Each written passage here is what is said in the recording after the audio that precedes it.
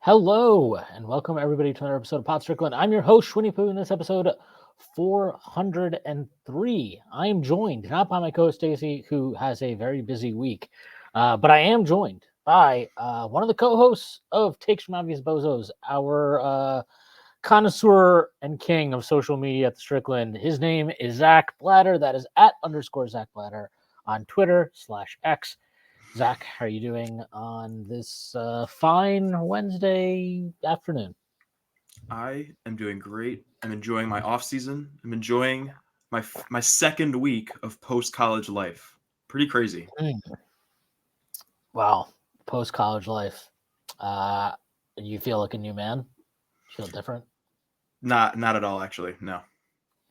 It's because you don't have the full time job yet, right? Yeah, it's coming though. So we're working on it. That's the first order of business.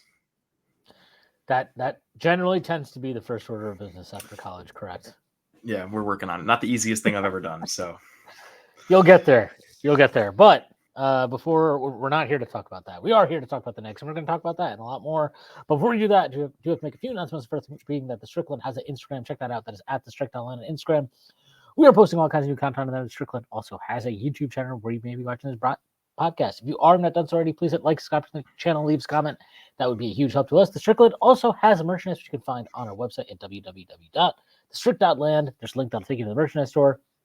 And you can find all kinds of cool stuff on there. T-shirts, sweatshirts, hats, coffee mugs, water bottles, you name it. We've got it. The Strickland has a Patreon, which you can subscribe to. There are a number of tiers. There's a $6 tier that gives you access to Pod Strickland, the podcast that I host every Friday Prez.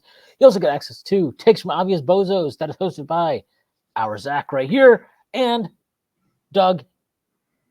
That's it. I'm just going to go Doug, a.k.a. Drew. Actually, the other way around, but we call him Doug. You also get access to the Strickland Discord where the conversation never stops. There are further tiers. There's a $9 tier that gets you access to Strickland Roll, my solo pod where I rant about the next even more. You also get access to one of our premium articles by Matthew Murray, one of the best in the business. And you get access to Strickland NFL, which you guessed it, is our podcast that is about the NFL that is hosted by Constantine Metricos. There are further tiers. There's $15 tier, $30 tier, $50 tier, and $100 tier. There's going for a variety of additional benefits like listening to pod recordings, merchandise discounts, and potentially co-host podcasts alongside yours. Truly one day, whether you choose to subscribe or not, none of this would be possible without you. And none of this would be possible without BetOnline. BetOnline is your number one source for all your summer sports this season, from MLB, golf, NBA, and NHL playoff stats. All the latest stats, news, and scores available to follow your favorite teams. Get the latest odds and lines, including the latest team matchups, player props, and odds on just about every sport out there. Head to the website today or use your mobile device to get in on the action. BetOnline, where the game starts. So I don't know. There hasn't been too much breaking news in Knicksland. We're working out a senior citizen. That is our first pre-draft workout that has been made public. Somebody who is 24 years old, would be 25 on opening day, and will never be likely to play NBA basketball. Certainly not for the Knicks. Aside from that, we haven't gotten any news yet. At least no official word yet on a Tibbs extension, a Leon Rose extension, so we're waiting on that. Leon Rose did not do a press conference, which apparently was a talking point to certain people last week. I personally don't give a shit about that. I don't know how you feel about it, Zach. I don't care. I mean, I'm so sick of this. I feel like every offseason now, or even like every transaction the Knicks make, this becomes like a semi big deal. And I'm no longer surprised or willing to like complain or even fight against people who are complaining, because it's not going to change. And if it does, then great, happy for the reporters who get to ask questions. But Leon is not required to do press conferences. If he did one, I don't think he would provide any actual like insight into what's going on behind the scenes. He would probably just answer in, like public speak, and not like the classic Tibbs speak where he doesn't really give anything and just checks the boxes and that's it. So I am not on the edge of my seat begging for Leon to host a press conference. So not a news topic to me. Yeah. Yep. He has not done one in 4 years. I have no reason to suspect that he was going to change that all of a sudden. I almost feel like they would not even. I don't even expect him to do a press conference. They like won a championship. So whatever. We'll see what happens there. I guess we don't finish anything we're going to talk about related to the Knicks anyway. There's been a lot of talk about Julius Randle, And I don't really understand it. Like I've been struggling with this a lot because I am somebody who has been very, very skeptical of Julius Randle at various points. I'm on the record as saying that I won't believe that the Knicks can win a championship with Julius Randle until I see him perform at a high level in the playoffs. And I'm not necessarily a huge believer in that. But I also think that he was playing the best basketball of his career this season when he got hurt. I thought that he had kind of reconfigured his game to be the best version of himself. I thought his defense that month after we traded for OG Anunoby was as good as it's ever been, probably better than it's ever been. And in general, I thought he was playing really, really dominant basketball. And the Knicks as a team were playing dominant basketball. They were destroying pretty much everyone in their path. They went 12-2 in the 14 games after trading for Julius Randle. One of those losses came in a game that Brunson missed. And I just find it very odd that all of a sudden there are people that are throwing him in trades with like 4 first-round picks to get Lauri Markkanen or multiple first-round picks to get Paul George and all these. And I don't really get it. Like I understand the skepticism about Julius Randle. And again, like I remain skeptical of Julius Randle.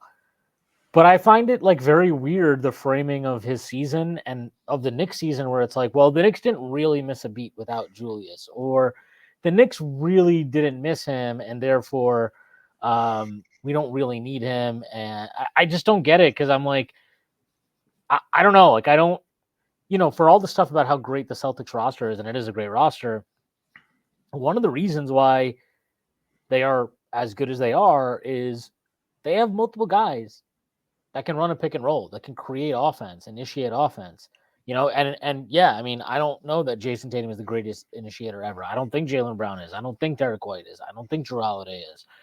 But you put all those guys together and all their lives become easier.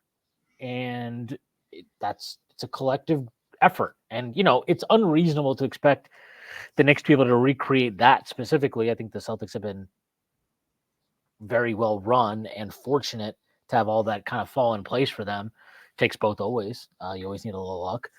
But I don't know how you can look at that. And, you look at Dallas, who is on the verge of making the finals here with Kyrie, and, even Luka needs somebody that can take on and initiate and create as much as Kyrie can. And, I just don't know how you look at all that, especially those two teams specifically, and the general history of the NBA, and come away from the conclusion that the Knicks don't maybe they don't need Julius, but they definitely need somebody else who can create a shot. And so when I see stuff that, and like, look, it's not just creating shots, it's also initiating offense. And like, I get it. Lauri Markkanen can space the floor. Paul George is more of a traditional wing. I understand the appeal of these players. I don't dismiss them entirely as players you'd want in place of Julius Randle. But when I see stuff, I will call him out, fucking Tyrese. When I see, an idea that we should trade Julius Randle for Andrew Wiggins and like Moses Moody, or, I'm like, the one that always comes up is Mikal Bridges. I just don't understand that, because I don't think those guys, they don't create offense at a high enough level. And yes, if you want to use the one time that it happened for Andrew Wiggins in his entire career as, well, it can happen. Sure. I guess you could say that. It also required Steph Curry to play at a historically great level, probably his best season, his best playoff run anyway. And, if that's the path, like, I guess you can bet on that. The history of the NBA suggests you need at least 2 guys who can create offense at a high level. And maybe Julius can't be that guy in the playoffs, which is a fair concern to have. But, some of the trade suggestions out there are just kind of weird to me. Like, the Mikal Bridges one especially, like, I just don't get it, because to me, the need for Mikal Bridges, or the desire to have him, the ideal role to have him in, kind of disappeared the moment we traded for OG Anunoby.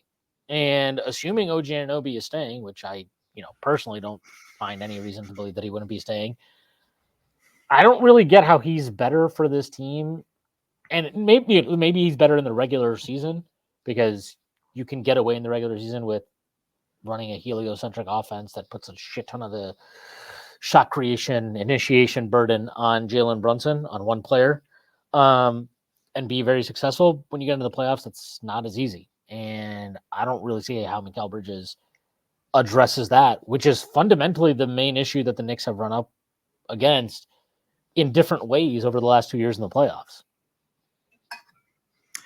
Yeah, I mean, you said everything about Randle that has been said, but the number one thing I think you missed, and then a lot of other people are missing, is how much Randle impacts us as a defender and a rebounder with OG in this lineup. And Yep. there are a lot of times that when we would go against teams, especially like Boston with Tatum, but teams that had like a wing primary scorer for 3 years, it was Randle who had to like guard that guy, unless you wanted to throw RJ on him, and you know how bad that went. And just the fact that we could go play the Celtics now and say, all right, OG is going to guard Tatum, and Randle, you can either stick on Horford or stick on like Porzingis or one of those guys and focus on your offense and not have to exert all your energy on defense. That's just a huge, huge swing factor for him. And I think one of Randle's most underrated traits, going back to his first season with the Knicks, is like he's a very, very strong rebounder and always has been. And that's the MO of this Knicks team. That's like what they build their offense around. And just the fact that we can have Randle offensive rebounds, defensive rebounds, kicking out to Brunson, just making that much of an impact. That was the number one thing we missed. And then, yeah, all the shot creation stuff is obvious with him too. And I don't know. I don't think I've seen enough of, I mean, this is like I'm not the first person to say this, but we haven't seen enough of Randle, OG, Brunson, like that whole group together for me to just pull the plug and be like, all right, yeah, let's attach 3 picks to him and go get Mark Cannon, or attach 2 picks to him and go get Mikal Bridges or whatever. That's just too much of a gamble for me to make right now this summer when I haven't. We've seen like that month of January was 14 games. I think he played like 3 games in February, or like 1 or 2 games in February, and then he went down with the injury, and that was it. No, Or did he play Randle didn't anything in play. February? No, He didn't play at all. Randle and OG both went out on after the January 27th game against. Okay, so that's 14 games in January. That's the entire sample we have of this group. January 27th was kind of like the Knicks' own January 6th. Oh yeah, that's a nice comp there. But yeah, it's too small of a sample for me to like be ready to just move on. If you want to make this deal, like let's say we're 2 months or 3 months into the season next year and it's not going perfectly, which something would probably have to happen for that not to be the case. Then you want to make a midseason trade for one of those guys like Mikal, Lowry, or whoever. Sure, you can probably talk me into that midseason next year if we're ready to make that move. But I just can't see it happening. I don't want it to happen to move Randle this summer. It would be such a, I mean, the Knicks have done this before where they traded a guy and it felt cold to the fan base. Like when they moved RJ and quickly, I think a lot of the fan base, including myself, was a little hit in the heart. It tugged at the heartstrings a little bit when they made that move. I kind of almost feel like because it just came. I mean, we all knew they were interested in OG, but it literally just happened out of nowhere. It happened out of nowhere. There was not a single drop of slop about that in the weeks leading up to it. Just came out of nowhere, and I think that would kind of be similar if they were to just move Randle out of nowhere this summer. Given that, I mean, he was on ESPN, like the ESPN Altcast the other night, talking about how excited he is for the future of the Knicks, how excited he is to get back, how great his injury rehab has been going. And it just seems like he's mentally set on like being a Knick for at least the near future. And you just can't just pull the plug on that because they stayed afloat when he was injured in the playoffs. Like that doesn't really make much sense to me. I know this is another big talking point that's going around, but Brunson's catch and shoot 3-point numbers basically like didn't exist after Randle went down. He basically took no catch and shoot threes after that. And like that's the easiest shot in the book for him. It's one of like the highest volume, highest efficiency shots for Brunson. And it's something that he was like a top. I think he was like, he's one of the best catch and shoot three. Yeah, he's one of the best in the league. So like that is something that we can absolutely capitalize on even more next year with Randle healthy. And yeah, I mean, like I don't know what else needs to be said. Like this guy needs to be back next year. As like both of us are on record saying how skeptical we are and how much we don't think he can win a championship with him. But yeah, you got to just see it first before we after his game 4 against Miami. Yeah, definitely don't search Randle on my account. Definitely don't do that. Yeah. I mean, I agree. I think that his defense definitely picked up with OG for the reasons you mentioned. His rebounding, like this is the thing that I don't think a lot of people realize is the Knicks' defensive rebounding was actually pretty bad after the All-Star break and definitely after he went down. I have stated previously, I do think that his personal defensive rebounding numbers can be inflated. I don't think he's never necessarily getting the highest leverage rebounds or the most competitive rebounds, but clearly there was a trickle down effect. Even in the playoffs, they weren't a particularly good defensive rebounding team. Both Philly and Indiana had stretches where they capitalized on that, especially Indiana in the second round. Again, some of that had to do with overall fatigue and whatnot, but they definitely missed Randle. And I think, look, the part that I tried to touch on, I did a little thread on this yesterday, is like, and I think this goes back to the entire idea of like, just looking at where the Knicks ended up at the end of the year, right? All these various guys kind of breaking down or wearing out, whatever, is you like, if you want to argue with me that the best version of what the Knicks can be doesn't include Julius Randle, or if you wanted to tell me their best five would not include Julius Randle, I could see that. Like, I can understand that argument. What I can't get to though is like, you don't just get to play your best five the entire year, and you have to kind of work to keep your best five fit and firing and in shape so that when you do need them to be your best five, they're ready to go. And that's always in the playoffs, right? As you get deeper and deeper. And the Knicks didn't, like, there is a trickle-down effect to not having Julius Randle where other guys have to pick up the slack. And sure, yeah, they can pick up the slack. But how long do they have to pick up that slack for? And at what point does that start to wear on them? And if it wears on them, then now you need other guys to step up deeper from your bench, and they have to pick up the slack. And like, the Knicks tried to address this the best they could at the deadline, getting Bogdanovich and Burks. Burks obviously had his issues when he first got here with his shoulder sprain and whatnot.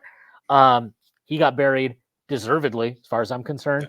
And as far as I'm concerned, I just wanted to say with that, like, I think people, it's very easy to Monday morning quarterback and look back at it and be like, well, Tibbs should have given him a second chance sooner than he did. I think that's really convenient to say, because when the playoffs started, I don't remember a fucking soul being like, man, we really need to give Alec Burks more a run here. Like, nobody was saying that. He was awful during the first 20. He got 23 games, by the way. It's not like Tibbs didn't play. He got 23 fucking games. He was terrible. Couldn't make a fucking shot. Wouldn't pass the ball. He played really well in the playoffs. He played the last 4 games, I think, against the Pacers. He played really well in those games. But 5 games, sorry, game 3 and after. But it's once you lose, especially the way Tibbs operates, when you lose his trust, it's going to take you some time to earn it back.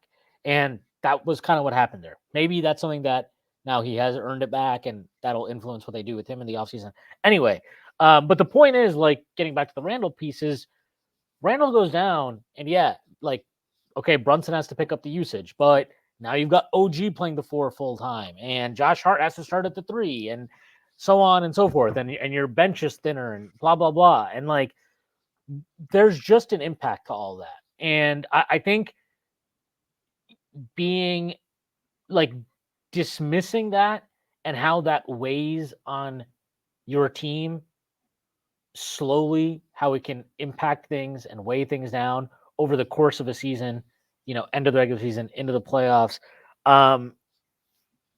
It matters. I mean, and like, as great of a season as the Knicks had, all things considered, I think you even saw that towards the end of the regular season, where it's like, how many games did we feel like we were like, man, this is like the 15th game in a row where they're getting off to a shitty start in the first quarter? And how many great 48-minute efforts do you remember in the last couple months of the season? I'm talking about full game efforts. Like, not a lot. It's a lot to ask.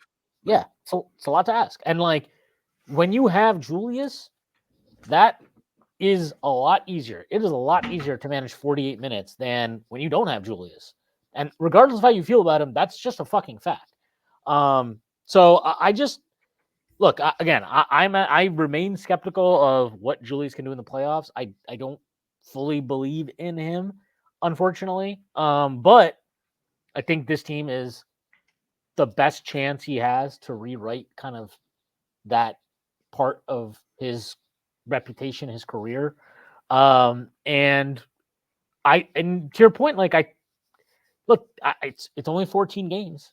And look, I mean, if you want to really look at it, like, in the same month, I think the Cavs also went like 12-2 or something too. That was when they didn't have Darius Garland. They didn't have Evan Mobley. They were both out. But like, you want to see what that looks like, and I feel like they've earned that. They deserve that opportunity. This team deserves that opportunity. Obviously, you need to bring back Hartenstein. You need to bring back OG. I think that will happen. We'll have to wait and see. Hopefully, we get that on June 30th at 6:01 p.m. The news that both of them are back. But you know, I just it would really suck to not get that chance to look at that team and see what they have. Yeah. I also do one last thing. I'm going to play advocate for Randle's playoff history. And both of us are known skeptics of this, but the Atlanta Hawks series, I'm so ready to just like throw that in the garbage can for his reputation, because we were just asking him to do way too much for what he was at that stage of his career. And against a team that was probably just better than us straight up. And like, we were just not experienced at all. And we were starting Elfrid Payton and like Reggie Bullock and this like crap roster that somehow made its way to a 4 seed. And I'm not ready to like have that series be a massive indicator on like Randle's playoff reputation. And then the next season, they know they don't make the playoffs. That season, I would actually value that season, like the 2022 season, just the vibes of that season and like all of the little incidents that happened. That would like make me more skeptical on him than what actually happened in the playoffs in the 2 seasons prior to this year. But if you go to like the season last year where he was not great in the playoffs, but he was fighting through a serious injury and he came back from a serious injury. And then I think he re-aggravated it right in the middle of a series and then came back again.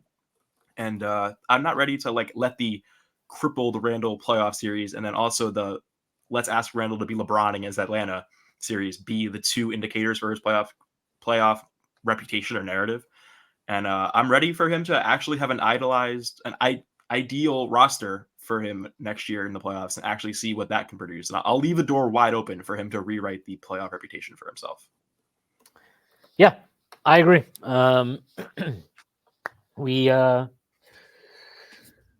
We hopefully will get a chance to see it. Some other small stuff happening around the league. Tyronn Lue, breaking news, just like a half hour ago. Not even. That he has extended, or he has signed a new contract, however the fuck you want to phrase it, with the LA Clippers.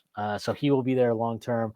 I feel like this is probably a sign they're gonna run the gang back together again. Like it feels like, I know the Paul George thing is out there, but I'm sorry, yeah. Like I just can't see him. I can't see them ultimately not finding common ground. And I just, I know Philly has all this cap space. Like, cool, man. Like I can't see it. Yeah, I don't see it. Like, I'm sorry, I just don't see him. Like, he's from fucking LA.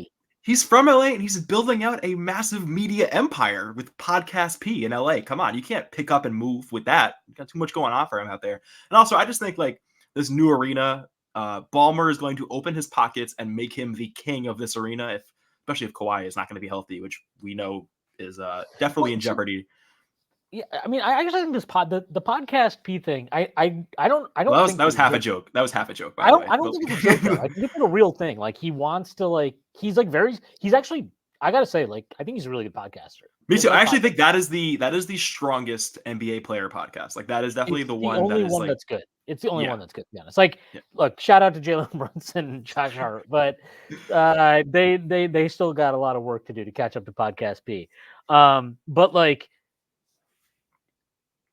That's why I just don't see the fucking Philly thing at all. Like, and it's actually why I low-key think there's still a possibility that he would be attracted to New York. Because, look, I'm not very familiar with the podcast scenes of a lot of other teams, but from what I've seen from the teams I follow and just from teams in the Metro New York area, I don't think there's another fucking fan base that is like digest the number and volume of podcasts and allows them to exist and be sustainable like the Knicks fan base does. Like what are the I'll look this up right now. What do you think that the Roommate Show ranks? Where do you think that ranks on Apple Podcasts? Among sports podcasts, I would bet it's like top 10. All right, so I'm looking up Apple Podcasts. Make sure you have it under sports though, because there are definitely like a lot of other non-sports podcasts that are way higher.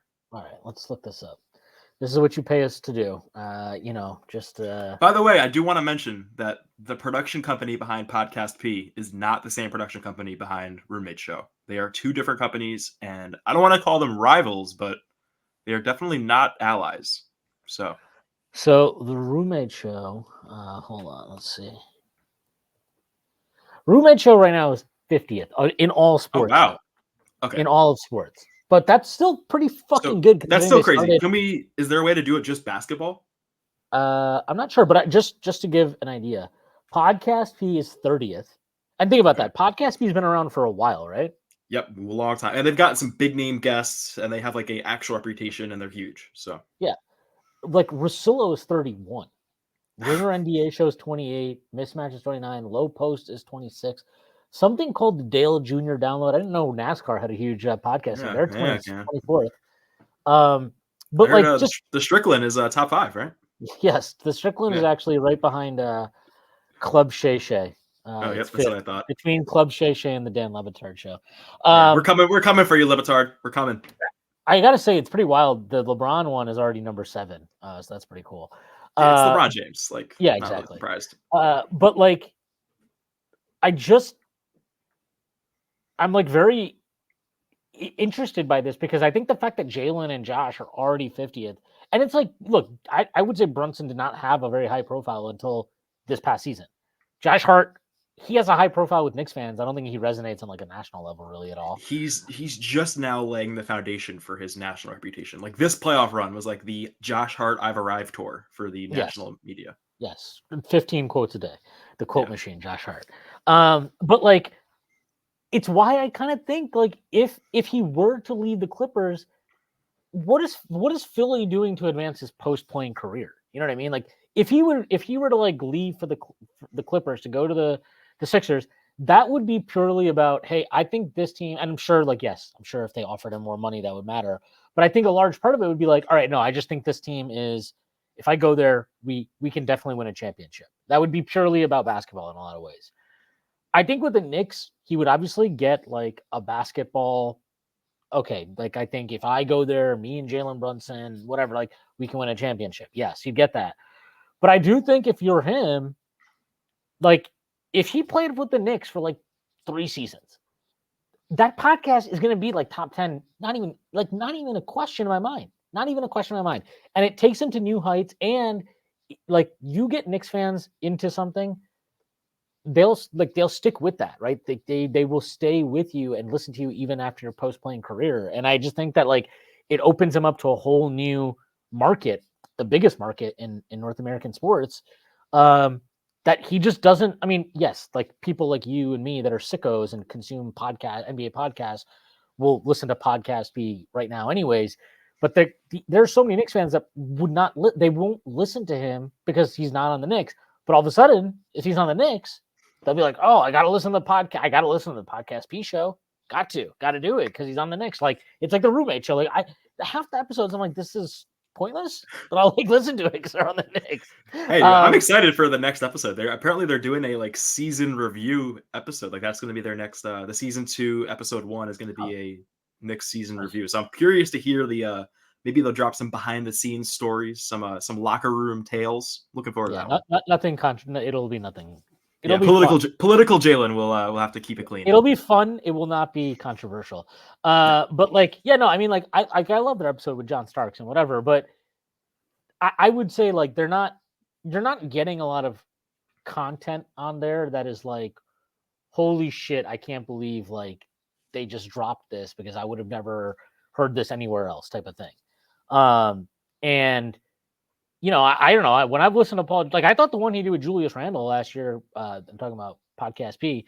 I thought that was like really good, and I thought he got Julius to say stuff that you don't always hear from him, like and give an opportunity to talk about things that he doesn't always talk about. I thought that was really cool, and I think he has a gift for that. Yeah, I also think his co-host setup, like their whole like infrastructure that they have built out for that pod is really, really strong, and their setup, their organization is really well done. And yeah, it was good. That was a great listen. Yeah, but like I mean, that's my thing. Is like I just going back to it. It's like Tyronn Lue signs there. I'm like, yeah, he's if he leaves, I just can't see him leaving for anywhere other than New York, honestly. And I don't think the Knicks are going to be that. Like that last summer when they were linked to him, I think that was real. I think they had a real interest. Maybe they had concerns about his salary demands, but I do think that interest was real. I think we're in a totally different position now, right? After the OG trade, where kind of the thing you needed, the thing that you were hoping for. Obviously, OG is not Paul George in terms of his offensive capabilities, but the idea of having that kind of guy who is a credible 3-point shooter to play off of Jalen and play off of Julius, and then solidify you defensively, like you don't really have that need anymore. So I think it's a different calculus for the Knicks now. It's also a like totally different basketball fit because if you're going back last year, I think that deal is built around like RJ quickly and then whatever picks we have to include there, which is it would probably be a lot given like how RJ was at that point in his career, and quickly was not the proven thing yet. So it probably would have had to be RJ quickly plus like a decent chunk of picks. And then you also have Randle still on the Knicks, like that would give you like the Brunson, Randle, Paul George thing. But now it's a totally different thing because it'll probably be Randle going out if they were to make a Paul George deal this summer, and then you have OG sliding into the 4, Paul George at the 3, and then Dante and Jalen in the backcourt, which is a totally different look than what it would have been had they made the deal last year. Which look do I like better? I probably like the team better when you move Randle for Paul George and then put OG at the 4, and then you just have these two massive switchy wings who can kind of just do everything, which would be great. But again, like going back to where we started this pod, I would just rather see what we have with Randle first. Hey, let's say this Clippers team is just like in hell by January or early February. And, Randall's not having the greatest season ever, but he's just doing regular Randall stuff. I would revisit it at the deadline. I mean, like, it's definitely a possibility. I'd look at it, see where the Knicks are at, see where the Clippers are at, leave it on the table. But I don't know if I want to rush into that this summer. So, yeah, I'm with you there. What do you think about the report that that we got another report yesterday that the Sixers would max Jimmy Butler? I hope that they're willing to do that. I'll tell you that. It seems that the Sixers are very, very cognizant that Embiid, his window is closing fast, or like the window to win with Embiid is closing fast. And this guy, his health has become a real thing, and how effective he is in these playoff settings. And they've got Maxey. Do they have Maxey for cheap right now? I think he's got on the last year of his rookie, or has his extension kicked in. No, he's kicked in next year. What they did is they didn't extend him last year. So he played out the final year of his rookie deal, but next season, he'll be. I mean, they're going to max him. So he'll be on. Okay. So he'll be on. Okay. So that is, that tightens up their cap sheet a little bit more, but I just think Philly is like ready to just max the next guy who's wants to be like the Embiid co-star. And if Jimmy wants to do that, I mean, there's a report today that said Jimmy is like the number one priority for him is getting that max deal, no matter whether it comes from Miami or if it comes from Philly or if it comes from. There was actually a report on like, I don't know how credible this is. It was on like Dunk Central. Apparently there's 2 mystery teams that are willing to trade for Jimmy Butler and then max him like right off the rip. Hey, I don't know. I wonder if one would be Oklahoma City. Definitely like something to think about. I don't know. I mean, if Jimmy is that serious and like just getting paid, then like that's a decent fit for him if he wants to go get paid and then like actually compete over there, because they are like a Jimmy Butler away, and then also they need a big too. I mean, they were right there. They were right there. Yeah. I mean, I think the margin in that series, they might have scored the same exact points as Dallas over 6 games. Like it was, it's funny. Like it's really, I thought like, there's whatever criticisms you can have of OKC in that series, but it was like very odd for the takeaway from a series like that was like, oh, like Dallas fucking manhandled them. And I'm like, it was like a competitive 6-game series. Yeah. I also think like, it would have been game 7 in OKC, right? And then I think it was game 5. Did Dallas won game 5? And it was like a really close game? No. It was OKC. There was one close game. There was OKC won game 5. Was it game 6 that was close then? Game 6 was a 1-point game. Yeah, game 6 was a 1-point game. So look, if they win that game, you got game 7 in OKC, and like who knows where we're looking at right now if that's the case. And I mean, they had Josh Giddey like starting multiple games that series, and like who would have thought that Josh Giddey would be unplayable in the play? Who would have thought the non-shooting, non-aggressive, not even looking at the rim player would have been ineffective in the playoffs? I mean, shocker. But so yeah, like that's OKC definitely a good fit. I wonder who the second mystery team that's willing to max Jimmy off the rip. Would it be Cleveland? It could be Cleveland. What if it's Minnesota? Yeah, that's an expensive team. That is bring him back. Bring him home. Would they move Cat for him? I don't think they would. They Cat so Bam Miami. That would just terrible. I'm trying to think like what other. I mean, we already know Philly is one. Yeah. Well, they're not the mystery team. I don't think Philly's in the mystery team category. I'd be definitely very wouldn't be the Knicks. Knicks. What maybe Houston?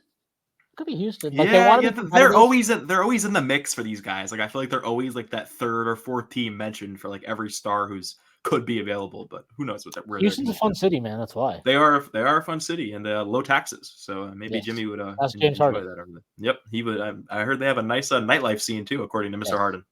Yep. But Very nice gentlemen's club scene over in Houston. yep, For those who James partake. Harden can advocate. Yes. But yeah, I mean, like I think that's actually a terrible fit for Philly.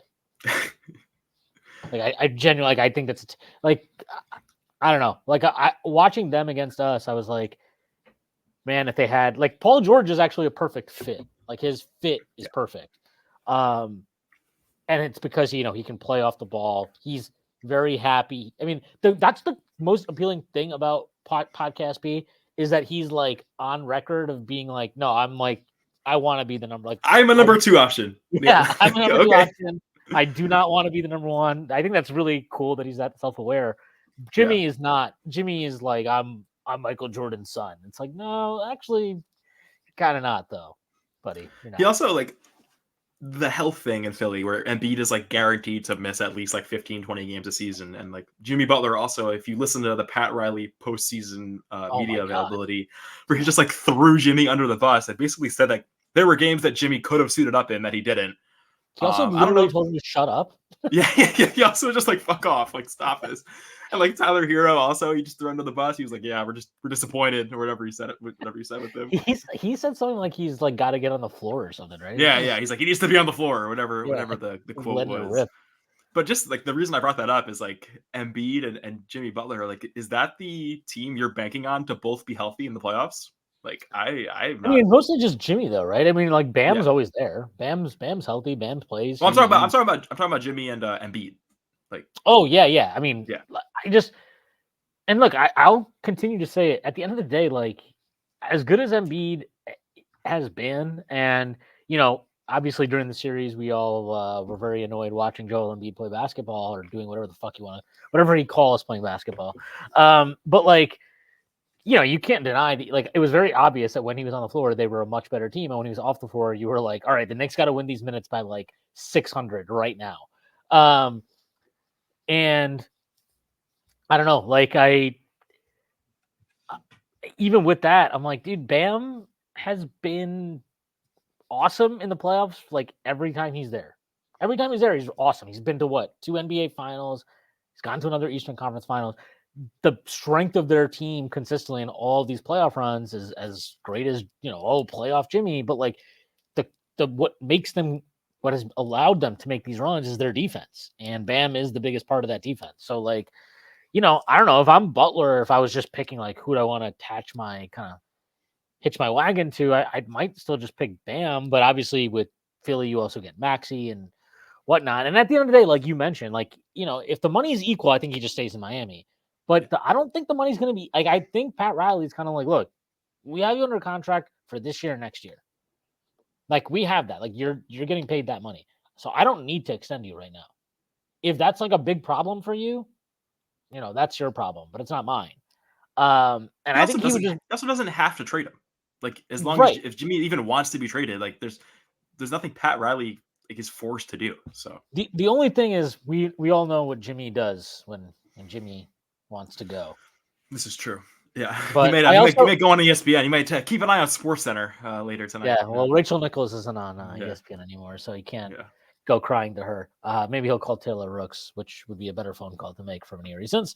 But I just think that I will. But like, I think the way he was able to pull that off and kind of just be a huge jackass in Minnesota, I don't like. I know he can do whatever he wants to do. I don't think you're going to get away with that in Miami. I just feel like it's a different team, different organization, different culture, and all that stuff. Yeah. Like, I just, they'll probably just sign Udonis Haslem to a 10-day and just be like, all right, we need you to just like fight Jimmy Butler right now. And speaking of like SportsCenter, he was on Get Up yesterday. Like Udonis Haslem, they're trying to First make it happen, right? Yeah, I think he's like becoming the next new media guy. So. Yeah, speaking the new media thing before we get into the segment you've concocted up. The most annoying thing about watching these Western Conference Finals for me, Oh, I has already know been, I already know you're gonna say. Yeah. it's this. Like, I just don't get the Gobert thing. Like, and it's Yeah. really fucking annoying. Because I'm like, like it's all coming from Draymond, right? This whole Yeah. thing it started with Draymond, who's like got this weird. I'm like, dude, what? I don't Dude, even understand Draymond. what Rudy Gobert did to him. Like, what is Draymond, Rudy Gobert done you're to you? in the NBA. You're a 4-time. You're like a 3-time champ. 4-time. Whatever. How many times they won? Yeah, How many ring? 4-time champ. yeah. Yeah, dude. Like you are a like defensive player of the year. Also, like what? You don't have anything else to prove. Like you don't need to be like throwing other players under the bus. Also, you're in the league. Like you are playing in the league. Like you're not retired. You're not just a media personality. Like I don't know what he gains from this. Like I don't know. I I just don't. it's been ridiculous watching these series, and it's like the first 3 games they lose by whatever the five. I mean, it's like they lose by like what, like 5, like a combined like 18 points or whatever the fuck it was. Probably less than that. I think it's 13 points actually. And it's like, did they lose these games because Rudy Gobert, or did they lose these games because Ant and Cat were playing like fucking dog shit? Like, I think it's probably the latter. I don't Yeah. think that, like, it's just crazy to me that we can sit here for like 2 playoff rounds and people are like, young Michael Jordan, like, oh my God, this guy is amazing. And he is amazing. I love Ant, but like, you can't call somebody young Michael Jordan and then they piss themselves for 3 games in a row and you're like, well, it's Rudy Gobert's fault. Like, that's bullshit. I'm sorry. That's Dude, fucking also crazy. like Ant is 22. He's like, Yeah. I turned 22 in like 2 months. I do fucking podcasts. Like, Yeah, can but we you've done relax so with much like? more than him. Oh yeah, I'm definitely more accomplished than the Anthony Edwards. But dude, like, can we just? I like you said this to me once, I think off the record, but like, let's just never compare anybody to Jordan ever. Like, Yeah, just just compare him don't to do other players. Like, you're setting somebody up for failure if you're comparing somebody to the guy that. who's won like 6 rings.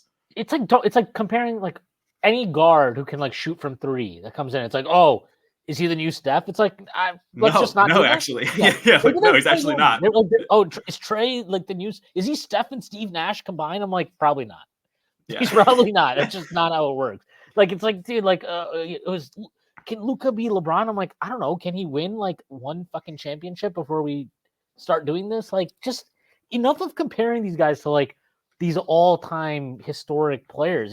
It's fucking crazy. Like, fucking, oh, like, at least honestly, the best thing that could happen, the best thing for Wemby is he's like such an alien that Yeah. there's no comparison to make, so he doesn't have to Yeah. deal with that. You're No, just like, is he oh, the it's just next Wemby. David Robinson or Tim Duncan? Like Yeah, he just like gets compared to like old Spurs. Like that's all they can do. They'd be like, oh yeah, yeah, and nobody takes that seriously. You're just like, no, he's like his own. yeah. Wemby's like his own fucking thing. Like, I don't even know what he is. He's just there. He exists. I watched this guy drop the 40-20 game as a rookie. I'm like, I don't understand what you're doing. Like, I just doesn't. He averaged like fucking like 5 stocks a game or something the last half of the year. Was Did he ridiculous. he, Some made, of this. he correct me, he made all defense, right?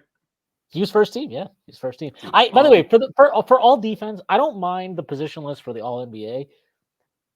Oh, For but all yeah, defense, it makes this no was sense. horseshit. Yeah, this was horseshit. It Like was the like 5 centers. yeah, It was 5. It was 5 centers on first team, and then it was like 5 guards on the second team. Like what the it's fuck are we doing? ridiculous. Yeah, like what The is dumbest this? thing I'm seeing. I'm like, no, And like also like it's dumb in the moment, but like it gets even more dumb when you compare that all defensive team to like the other all defensive teams. You're basically just like screwing over the entire history of that like award. Like it doesn't look like no, yeah. comparing this year's all defense to like people who made it years ago. It's just it's not comparable. Like it's Gonna totally make like bad.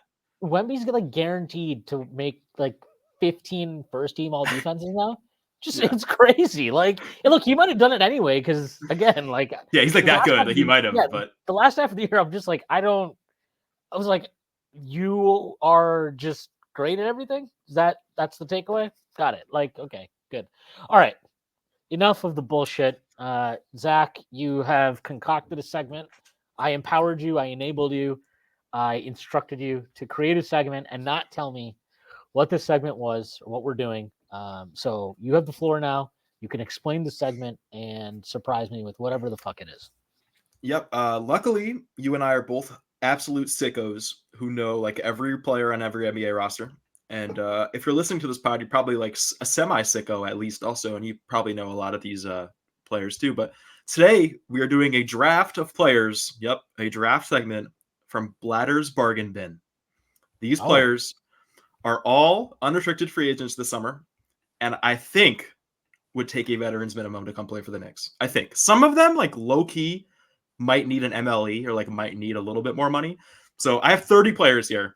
I'm going to share you the list right now. I'm going to send it to you on Discord. I literally did not even, listeners, I didn't even give Shwin this thing in advance. Like, I'm sending it to him right fucking now. We're going to get the live reaction of these players.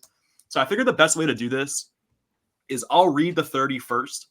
And then if there's anybody you think is like not taking a veterans minimum, like no chance taking a veterans minimum, I'll just delete them right now. And then once we get through the list, then we'll do the draft. Okay. That sound good? Okay. PJ Tucker is a player option. Okay. So probably going to opt into that. Yeah, he's opting into that. All right, let's just move through these. First, Kyle Lowry, unrestricted free agent. Doug McDermott, UFA also. Gary Harris, Robert Covington, PJ Tucker, who you just said. I'll delete PJ Tucker because he's probably gonna opt in. Yeah, he's gonna opt in. So that gets us down to 29. Josh Richardson also has a player option, but it's a $3 million one. So maybe he opts out of that. I don't know. He's also like injured and like he might be dead. I'm not sure. Like we'll see. Yeah, like Josh Richardson, are you good? Like, are you still? That's my guy, Jay Rich. You know, like I don't know if he's still got the gas in the tank. He's always been one of my guys. You know, why the fuck is Josh Richardson one of your guys? He just is. Number 6, Alec Burks, Nick legend. Once a Nick, always a Nick. 7, Monty Morris. I think Monty Morris might get paid. He might get more than the more than that. I mean, I like Monty Morris. Good player. Yeah, I like Monty too. Royce O'Neal, CAA legend, good friend of the. Yeah, he'll probably get more than a veterans minimum because he's got the Suns by the fucking balls here. Oh my god, he does. Cedi Osman, I don't know how you say that name. Daniel Tice, actually very productive for the Clippers this year, and when he joined them mid-season. Mason Plumlee, also semi-productive for the Clippers this year. Taurean Prince, very productive for the Lakers this year. Laker legend. He might actually get more than a veterans minimum. Hopefully not though. Pat Bev, you'd have to give me a veterans minimum to sign him. Jay Crowder, probably not in the league next year. Yeah. Alex Len, pretty decent player. O'Shea Brissett, who might be playing his way into a real deal right now. Like if Joe Mazzulla is ready to roll out the red carpet for him, because it's like every Celtics fan is like, just play O'Shea, please, just play him. Stop playing Luke Cornett. Stop playing Hauser.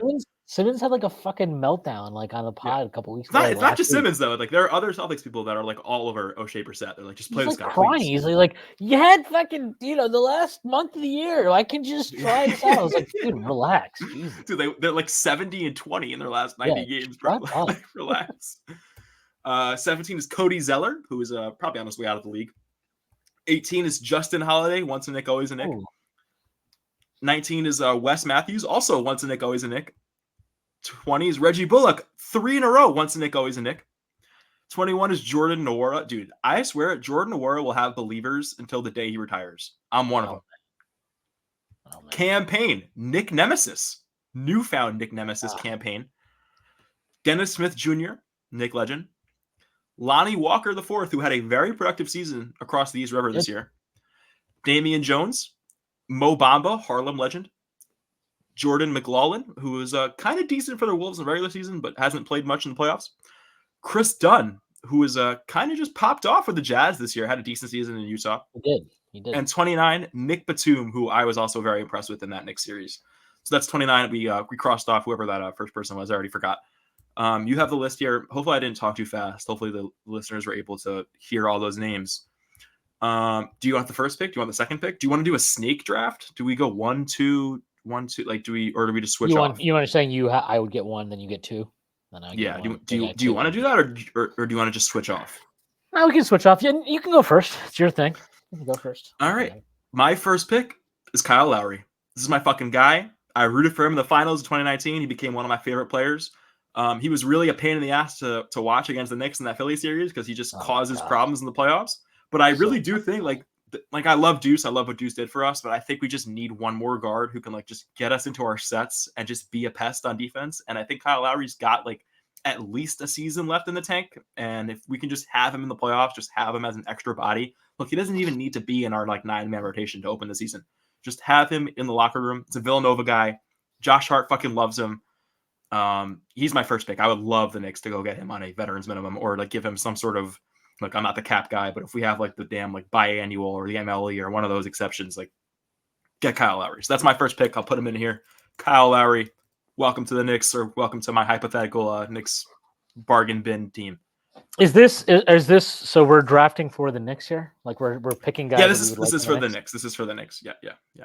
All right. Looking at I'm this gonna list. as we're doing this, I'm gonna cross them off the player pool that we have here. Okay. Yeah, that's fine. I'm gonna go with a Tom Thibodeau approved player. He's got the Thomas Tibbs stamp, personal stamp, has been stamped by Tom Thibodeau. Gonna go with Chris Dunn. I like Chris Dunn. I like Chris Dunn. I think that he gives us. I mean, he definitely gives us size in the perimeter, which I think is always good, even though he's still a guard. I think he's got like a crazy wingspan, if I remember correctly. Let me look that up. 6'9" wingspan for Chris Dunn. He's a very good defensive player. He's athletic. His 3-point shot has improved, even though he's still not. I mean, he doesn't take a lot of threes. He takes like 1.5 a game, so it's not like he's getting up volume. He's actually been effective for the Jazz in a kind of a 18 to 20 minute per a night role over the last 2 years. So this is over 1,800 minutes now with Utah. He's got like 57 true shooting. He's given you, last year he didn't play as much. He had a smaller offensive role than he did the year before. Still got you, 4 assists a game. He's able to get into the paint. He's able to spray out. I think that's something the Knicks definitely still need. He's a pretty low turnover guy, relatively speaking, so that's good.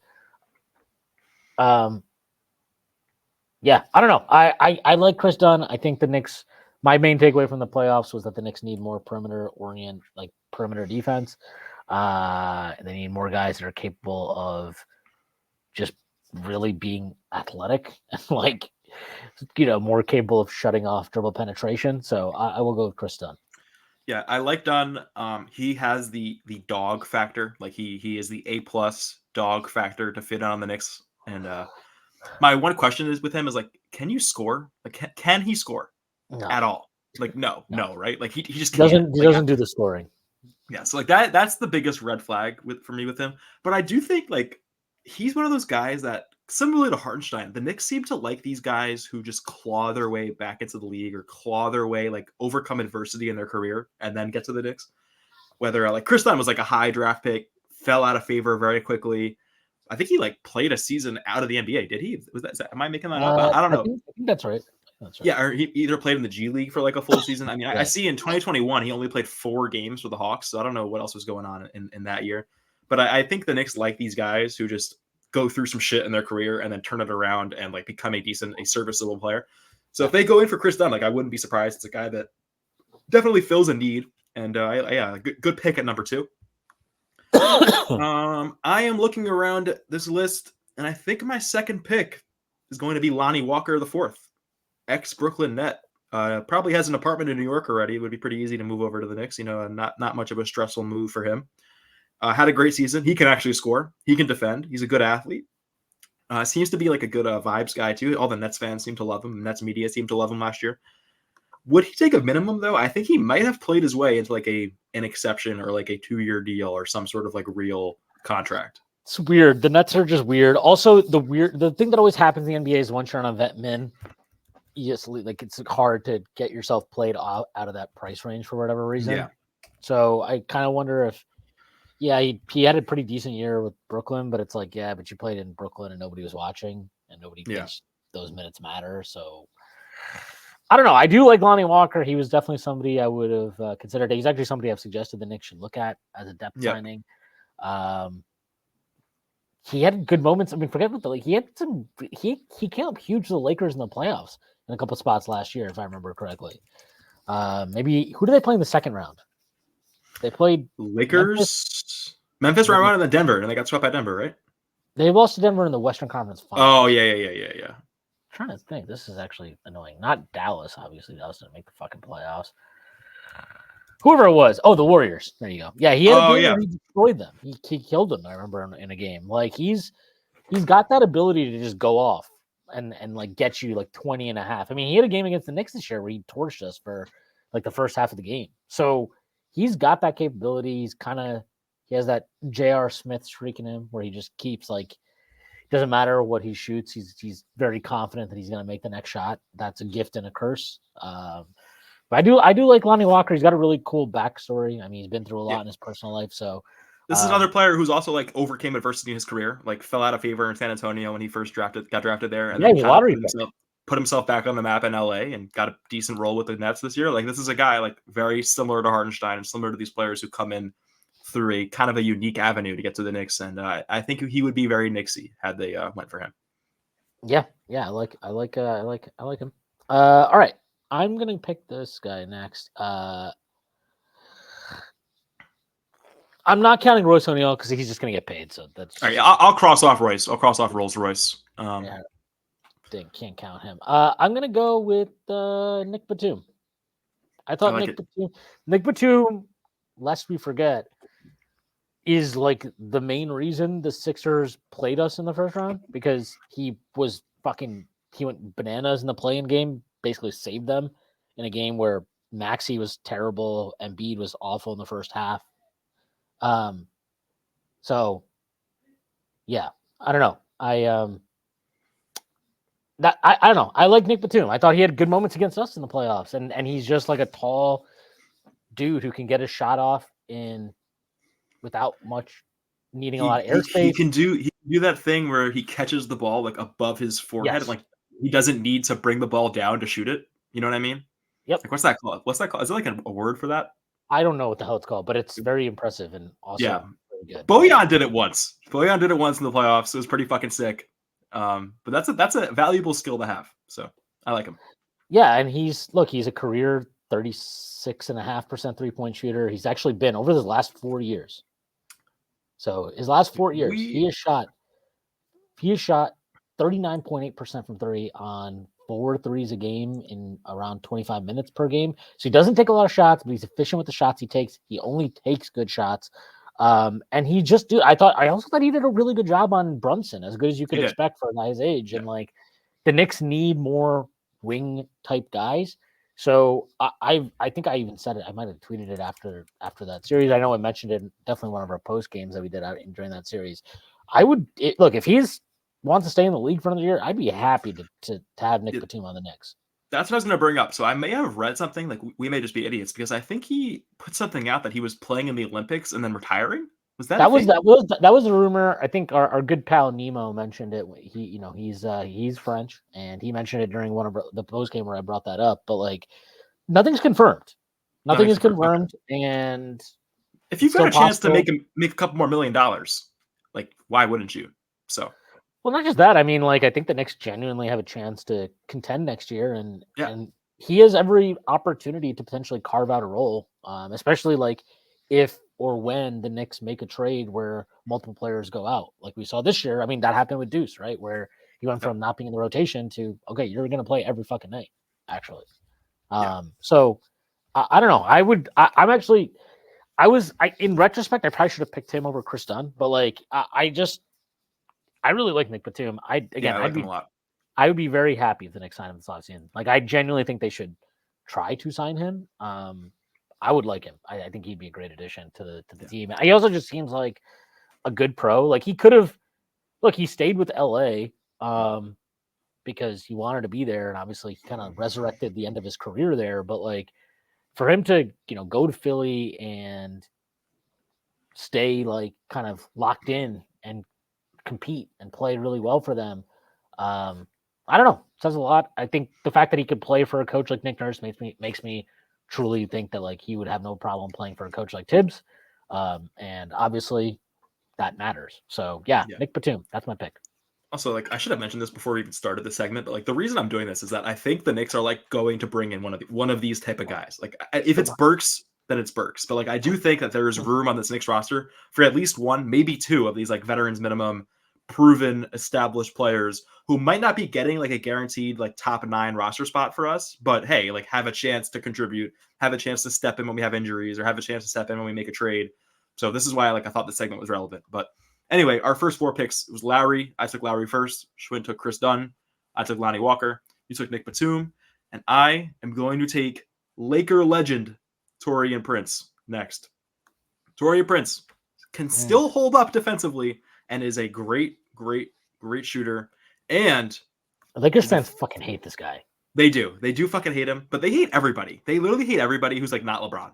So like I'm not like taking the Laker hate into this.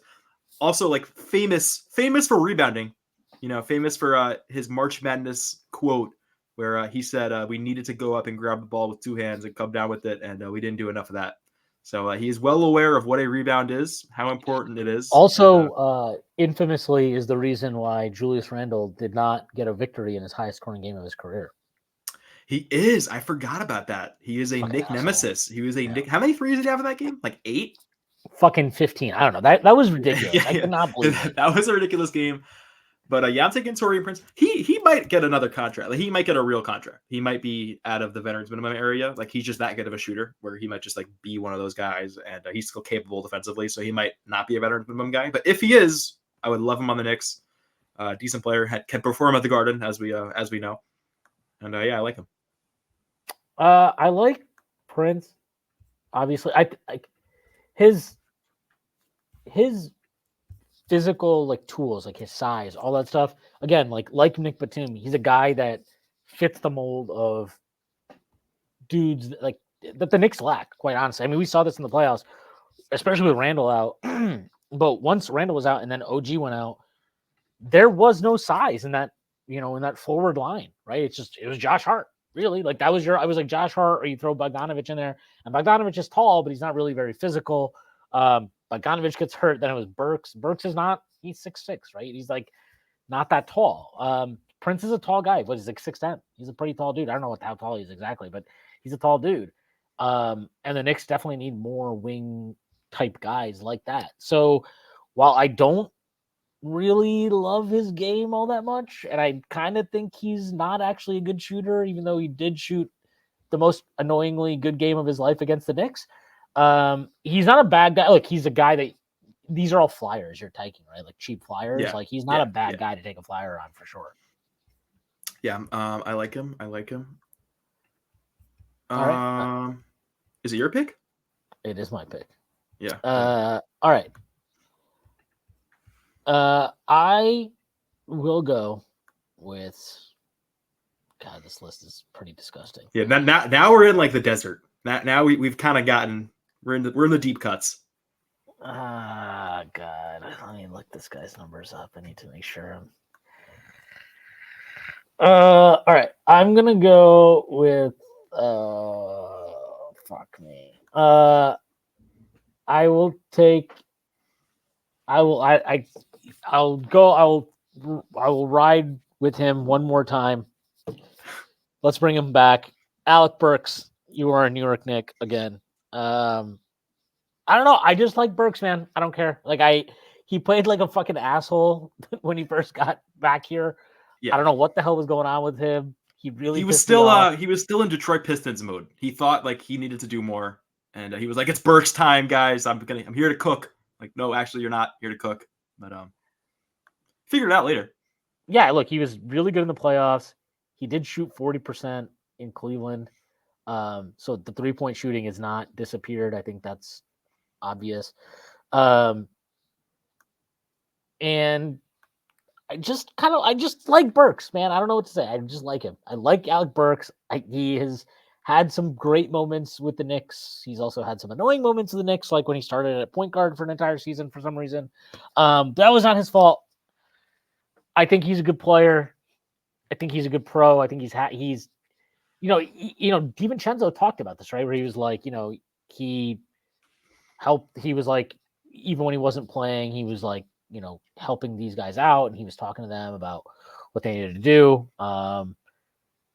He obviously stayed prepared, stayed ready when he wasn't playing, because he came back in after not playing for like a month or something, and was ready to go. I mean, he was not. This isn't like they nearly won Game 3 because of Alec Burks, or in large part because of Alec Burks' contribution. And he was awesome again in Game 5 when they blew out the Pacers at home. And he's one of the guys who really still played well in both Game 6 and 7, games where the Pacers handily, unfortunately, defeated the Knicks. So he's had big playoff moments with the Knicks. Like I just said, like, look at this year, but even at Atlanta series, you go back to his first season with the Knicks, his first go around, he was really good. He had a monster game one. I think he had like 32 points or something in that game. So he does have that kind of ability to raise his game to the stakes, and he showed out well for the Knicks at various points. So I'm gonna bring back my guy, but really CP the franchise's guy. Yeah, our guy, but really it's CP the franchise's guy. Alec Burks, bring him home and make CP happy. Yeah, I actually think he might have been like the safest guy on this list. Like he might have been like the most proven commodity for the Knicks on this list. Well, yeah, right? I mean, he definitely is a proven commodity for the Knicks. Yeah, so like that made a lot of sense to me.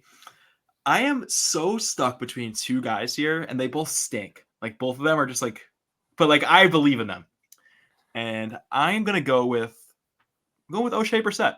I'm going with Bill Simmons. This guy, Bill's convinced me. He's an 87th percentile offensive rebounder. Like that's more than enough for me to like convince that Tibbs can get more out of him. Like Tibbs can just like take him in. Good size. Can't really shoot it, but like the jumper looks good sometimes. So like maybe there's more there. He's kind of young. He's didn't he play at Syracuse also? Right? Isn't that where he's from? He played at Syracuse. It's been a while since the Knicks had a Syracuse. So he's got the Jim Boeheim stamp. Yeah, he's got the Jim Boeheim stamp. New Yorkers will just be like, "Oh yeah, he played at Syracuse. Yeah, we love him." Like people just that's our guy, and he's only 25, 6'7", good size.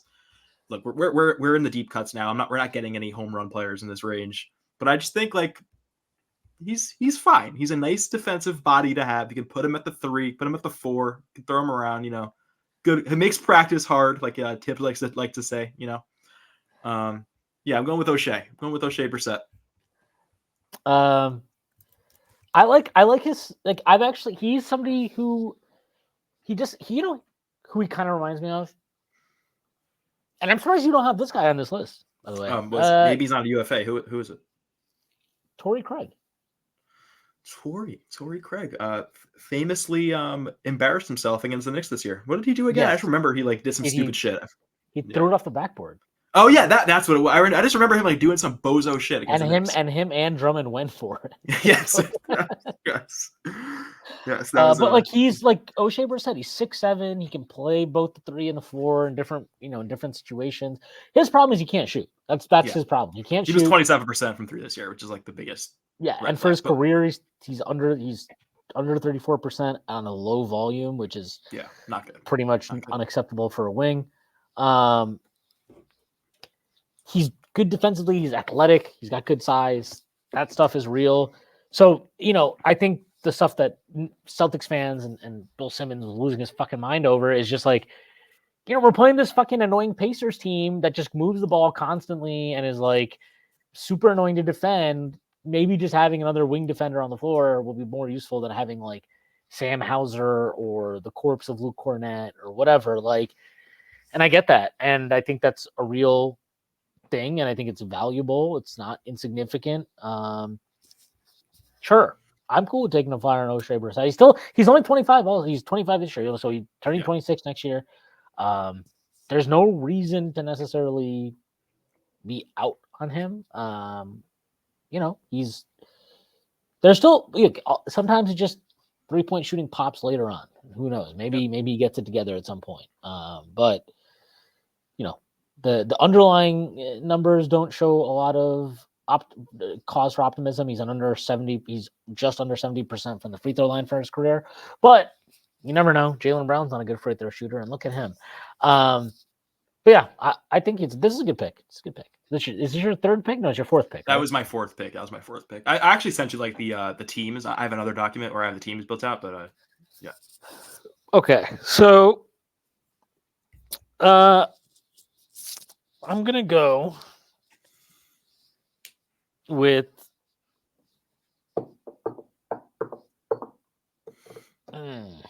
God. Got some real shit burgers on this list. If you want to pull up like Spot Track, there might be like other guys that I just missed, but I'm pretty sure I got a lot of the UFAs who are like in this range. So I'm gonna go with Cedi Osman. I think Cedi Osman actually will end up getting more than the minimum, but he if the Knicks did have access to their MLE, which maybe they will, maybe they won't. We'll see how they work things. I would be completely happy taking Cedi Osman. I think that he had a pretty solid year last year for the Spurs. He's a career just under 36% from three level shooter. He's pretty good inside the arc for his career, 52%. He shot last 3 years inside the arc, so as from 2-point range. He has shot, hold on, Basketball Reference is compiling the data for me. He has shot 57.2% from two over the last 3 seasons. He's got a 56.2 effective field goal percentage. So he's a guy I kind of like. He's got decent size. You know, he's How old is he? How old is he now? He is 20. He'll be 29. Next year's his age 29 year. He is a, he's a decent player. He's 6'7".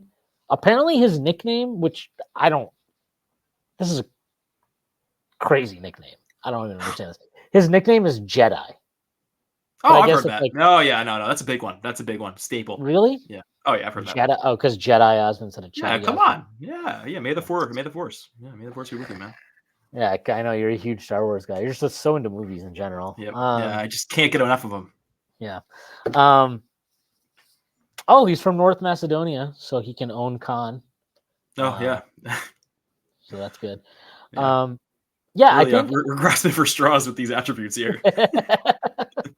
I think I'll go with him. I got like my 3 wings and the guard lineup going. So now I just got to fill it out with a center here. So I'm gonna go Cedi Osman. I'm fine with the size. He has playoff experience.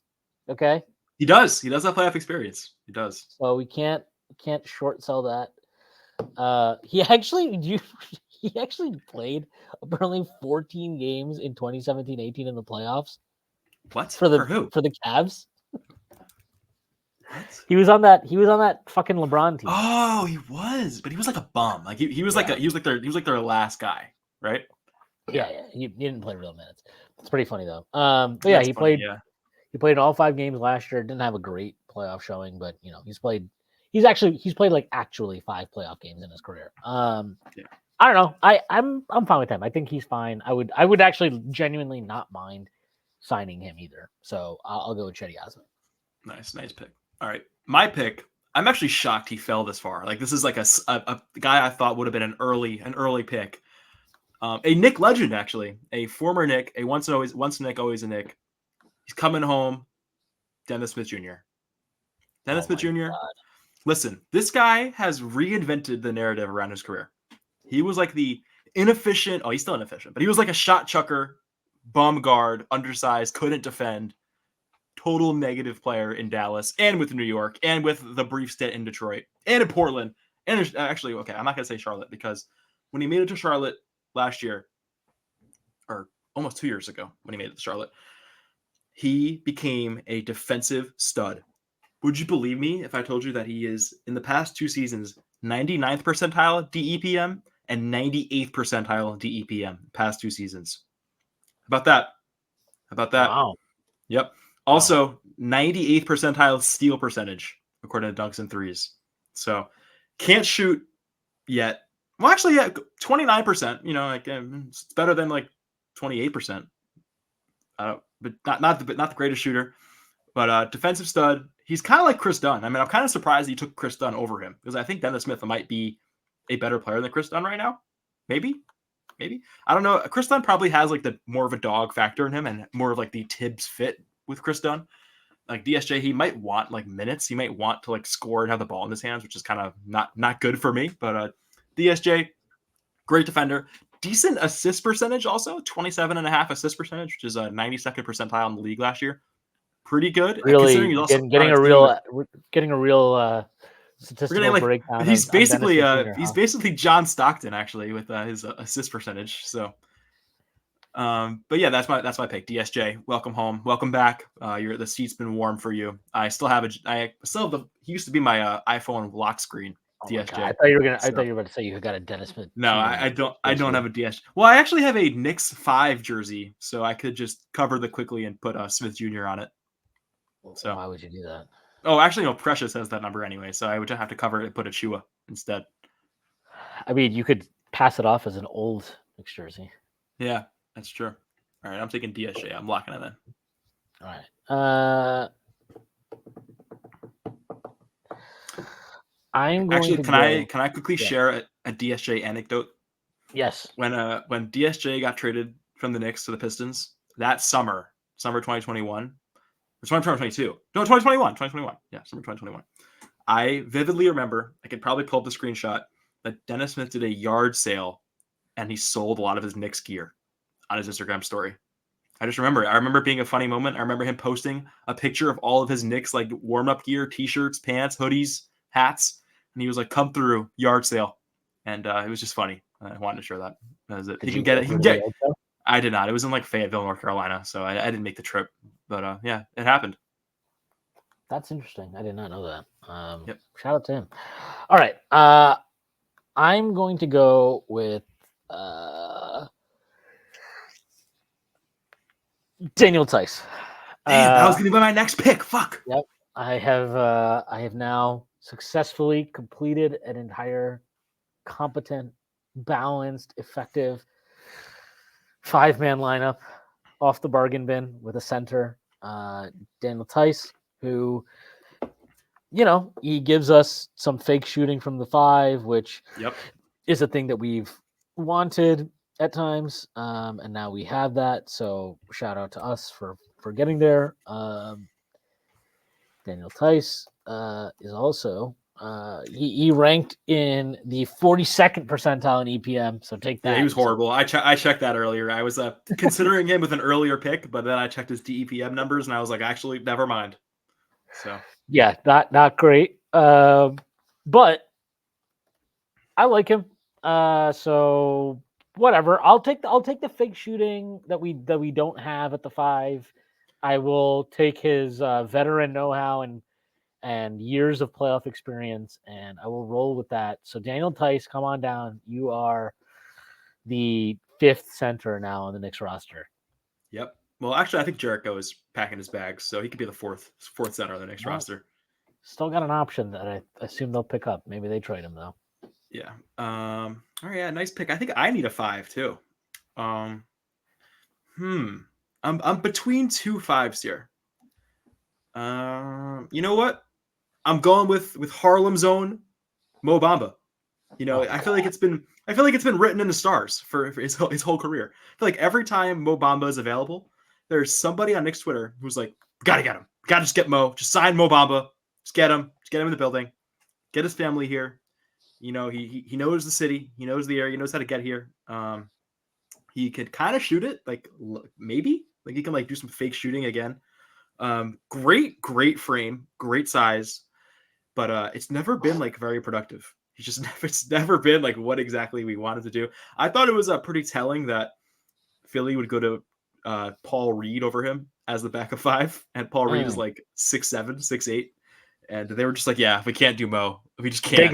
They gave up on Bamba pretty quick this year. Yeah. So like if Nick Nurse is just like pulling the plug on Bamba for a guy who's 6'7", definitely raises some concerns. But we are in dire straits with this list over here. So I'm going with Mo. We can play the Sheck West song every time he scores, which would get the people going. And yeah, Mo Bamba, welcome home. Yeah. Congrats to you on getting a center. Yep. What are we? Are we building a rotation here? We're doing like 8-man. Do we want to stop? I have 5. We each have 5. You have 5. I have 6 so far. Do you want to just go to 8? Yeah, we do 8-man rotation.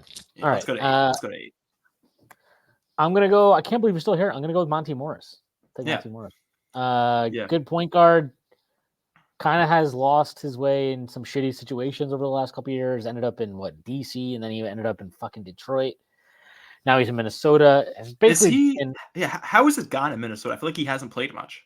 Yeah, he's just not playing in the playoffs very much. Not really sure why. I feel like they could use somebody to run the offense aside from Anthony Edwards when Conley sits.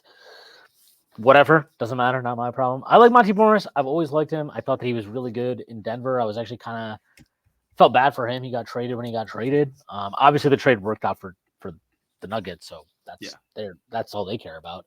But like, yeah, I like Monty Morris. I think 2 years ago he was thought of a lot higher than he is right now, and I think most of that just has to do with the situations he's been in, a lack of opportunity after he got traded this year. He's a guy who can shoot decently, knows how to run an offense, all that type of stuff. He gives you some insurance if Deuce were to get hurt or Jalen Brunson were to get hurt. Just a guy who can come in and hold the fort down for a little bit. So I'll go Monty Morris. Yeah, pretty good pick. Pretty good pick. I like it. With the value I'm getting here. Yep. I am going with another Knick legend, another once a Knick, always a Knick, a member of a prestigious family in the NBA, Justin Holiday. Justin Holiday, you know, I was actually so sad when we traded him for Derrick Rose in like 2016 because I thought he was like our next young wing that we would have around for a while. And I didn't want to trade him for washed up Derrick Rose. And you know what? I was right because that trade didn't really work out for us. And Justin Holiday made a nice name for himself. He is in Denver being asked to do way too fucking much because Denver just decided not to replace Bruce Brown with anybody. They were like, yep, we have Julian Strother and Peyton Watson, and that'll be enough. And it's not enough. And Justin Holiday, you know, decent player, can knock down the three. He actually shot 40% from three this year. You know, not high volume, but hey, 40% from three. Decent chunk into his career. He's 35 already. Like, yeah, how did that even happen? I remember he was a young player. Yeah, but again, we're in dire straits with these names over here. Just Holla, welcome home. Welcome home. You have the seat is warm for you. Is that his fucking Just Holla? Twitter ad or something? Just Holla? I don't know. I just been calling him that for a while. It might be his handle. Let's check. Just Holla. Just holla at him, you know, if you need a corner three. So, oh god, yep, it's Justin Holiday, right? Yeah. Right, let's just it might be. I think it is Just Holla. It is Just Holla. Just Holla 7. Yeah. Wow, he picked 7 because of Carmelo Anthony. Also, happy birthday to the GOAT, greatest Knick ever, 40 years old today. Hey, I look, we are an hour 20 minutes into this pod. Carmelo's birthday, and I didn't bring it up. Now I am. So. Well, we can finish with Carmelo. I'll wish him a nice happy birthday. All right, so let's finish our draft, and then we'll do a beautiful tribute to Carmelo Anthony on his 40th birthday. Yeah, a moving tribute. What I've picked 6, right? So I need 2 more. Yeah, you 6. I mean, I sent you your roster. Like, open the fucking roster document. Like, I have it here. Okay, fucking calm down. All right, I'm gonna pick.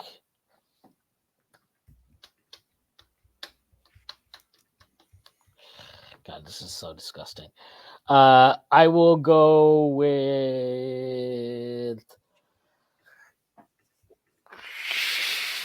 Jordan Nwora. Tall, he can shoot.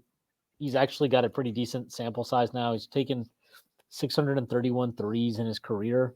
Has connected on 37.6%. So decent enough sample where I think he's actually a good shooter. Pretty much sucks at everything else. Doesn't pass the ball. He has, for his career, by the way, 216 assists to 200 turnovers. Not great, but he can shoot and he's tall. So that's it. That's my logic. I'm going to go with that. He's also only 25 right now. So I'm getting his prime, entering his prime right now. The Knicks have had success with these type of signings. So I will roll with Jordan Nwora. Yeah, he was a guy I really liked offensively, and it just seemed to like never actually become a thing. Like, I thought like pre-draft when he was coming in, I thought like when he was with Milwaukee, just like on the bench rotting away, I was like, play Jordan Nwora. He could score. He can make an open 3. And they never did. So that never happened. And he's in Indiana right now, right? Is he in Indiana? Or is he somewhere else? Did they move him? Yeah, no, he's in Toronto. Oh, he's in Toronto. Yeah, he was in the Pascal deal, right? Yep. Yeah. So free him from the shackles of Masai Ujiri. Get him back. Great player. He can score. All right. Who else? Now we've really got some. Like, now it's tough. Now it's really tough. Let's see. You know what? For the vibes, give me Pat Bev. Belt to ass. Second podcaster in the locker room. God. Great quote machine. I would be able to make so many graphics of him. He would get me so many impressions on all the Strickland accounts. and he probably would never play for us. He'd just be like, you know, an annoying ass locker room guy. The worst. And the worst. he would be absolutely the fucking worst for us, but like it's a great troll, so I'm gonna pick him. And it'll probably be his last NBA season. Like I think he's almost done. I think he's ready to like become a full-time podcaster. And yeah, belt to ass, man. Belt to ass season in New York. Bring him home. Pat Bev. All right. I'm gonna go with my last pick. Oh, that's my 8. Wow, fuck. Yeah. I didn't realize that I'm was gonna 8. with my last pick. I am going to go with. It's unfortunate that Robert Covington is basically dead now because he'd be Yeah, like gone he would be sooner. great last year. Like 2 years ago, dude, I would have picked him first. Yeah, but he is no longer that guy. So we don't have many dudes right now that are that guy. But I'm gonna go with Alex Len. I like Alex Len. I think he is Kings legend. Kings legend Alex Len. It's been decent defensively for them. Had some decent moments for them throughout the year. He played well against the Warriors that they smoked in the play-in. I thought he had a good game there. Is he better than Jericho Sims? Yes. So therefore, I have improved the roster.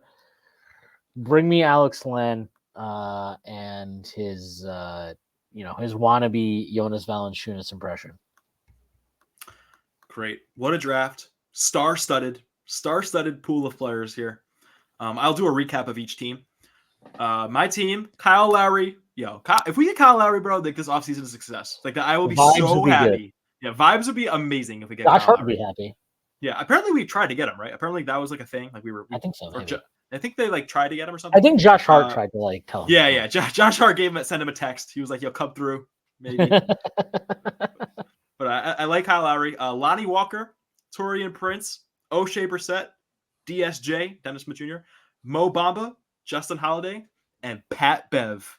That's my club. That's my program. We'll go with you. Chris Dunn. You took your first pick was Chris Dunn. Nick Batum, Alec Burks, Chetty Osman, Daniel Tice, Monty Morris, Jordan Nwora, Alex Len. That's your squad. You know what? If the Knicks pick any of these 16 players, if the Knicks sign any of these 16 players to a veterans minimum, this pod is an ultimate success. It'll be forever etched in Strickland history if they get any of these players. One of the more memorable pods we've ever done. I will go back and clip this. If any of these players get signed, I will go back and victory lap this when it happens. But I enjoyed this. My favorite part of the NBA is the fringe roster players like this, or one of my favorite parts of the NBA. And, I thought your favorite part of the NBA is judging all 30 NBA teams' social media accounts. Oh, that is, yeah. Well, that's not really a basketball thing, so I kept that separately. Basketball-wise, though, I do love me some deep-cut roster guys. So, all right. Well, now the floor is yours to thank the greatest Nick of all time. No, I think you should thank him first, and then I can someone. All right. You know what? I'm gonna be completely honest about Carmelo. I do a lot of trolling. We do a little trolling about Melo. You know, we love him, we hate him.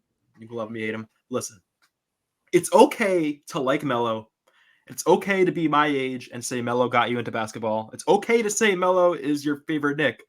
But it's also okay at the same time to be like, hey, this guy's a fucking loser for the Knicks. Like, he was just not good for us. Like, he did not ever recruit. He was not interested in, like, being, like, helpful to roster construction. He was not interested in, like, taking a contract discount to get other guys in the building. He was not interested in, like, being a locker room leader for the Knicks by any means. He was not really interested in defending or playing the four, or which he should have been doing, like, the entire time. And he was quite the I don't know what the word. I don't want to say he was a distraction, but like he was definitely an annoyance. Is that the word? Like he didn't really want to. Yeah, I guess loser is the word. Maybe he didn't want to like take any blame for things he should have been blamed for. And you know what though? All that can be true, and I can still love him, and I can still remember. You know, one of my earliest basketball memories, a formative basketball memory. I feel so old when you say this. Whatever it is. I was 10 years old for the 62-point game. Jesus Christ. Yep, I was 10. And my brother was 7. Him and I were watching that Jet. game. My brother Jet. Yep, do you know my brother's name is Jet and Shwin's dog's name is Jet? How about that? Is this with two T's though? This is with 2 T's, so not like the shitty football club. So and not like the airplane either. But anyway, the reason I bring it up is because when Melo put up that half-court shot to go into halftime, I looked at my brother Jet and I said, that is going in. And believe it or not, that went in. And I remember running around the kitchen. I remember like screaming when that shit went in because he was just feeling it. That Melo 62-point game, that was the first time I witnessed like, like somebody tap it into like the other level of performance that like you don't see very often. And I knew we had a great player. And that since then I've been a maniac Knicks fan. So thank you, Melo. Thank you, Melo. I actually I named a dog after Melo. Unfortunately, passed away from cancer at age 3. It was really devastating last summer. But he was a great dog for 3 years. I loved him. And maybe I'll name my next dog Melo, or I'll probably name him Brunson or something. But like that'll be good. Great career. The Lakers season. I don't want people to forget about the Melo Lakers season because he was very productive with the Lakers. Great season for them. Had some great moments. Good podcast with Mero. Good. You think it's wine. a good podcast? Yeah. It's. Did you listen to the one they had? They It's had entertaining. they had Baron Davis on a couple weeks ago. Yeah, that was good. That was a good one. That was a really good one. Baron Davis was fucking stoned out of his mind on that podcast. Yeah. Any other words for Melo, Shwin? I know he's one of your favorite players of all time. So.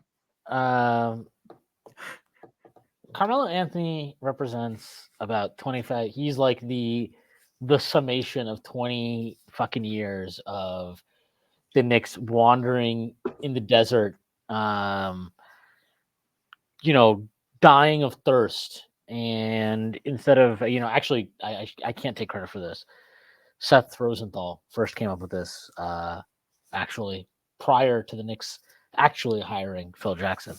But to me, he sums up the Knicks wandering around the desert, dying of thirst, and instead hunting for champagne. Wow, that's a good one. He is just absolutely indicative of the sheer stupidity with how they operated for 20 years. He forced his way here in the dumbest fucking way, the most inefficient way, the way that hurt his chances and the organization's chances most of winning. He entrusted the prime of his career with an organization that was inept and had done nothing to prove that they were not inept. He doubled down on that and stayed here when he had the opportunity to leave after 2013-14. And sure, there were plenty of other people in the organization that were incompetent and terrible at their jobs. And yet Carmelo Anthony chose to stay here and wanted to stay here and wanted to win power struggles against various people to stay here, and did win various power struggles with many people to stay here. I don't know. I don't look back on his time here fondly. I don't look back on him like he had obviously great individual performances. I can't tell you that I go back and revel in the memory of those things very often, the way that I've done with games that the Knicks have played in over the last couple of seasons, especially. I don't have fond memories of those teams, even though the 2012-13 team technically was the best team that we've had in the post-Patrick Ewing era by regular season wins anyway. I do think this year's team was better. But, yeah,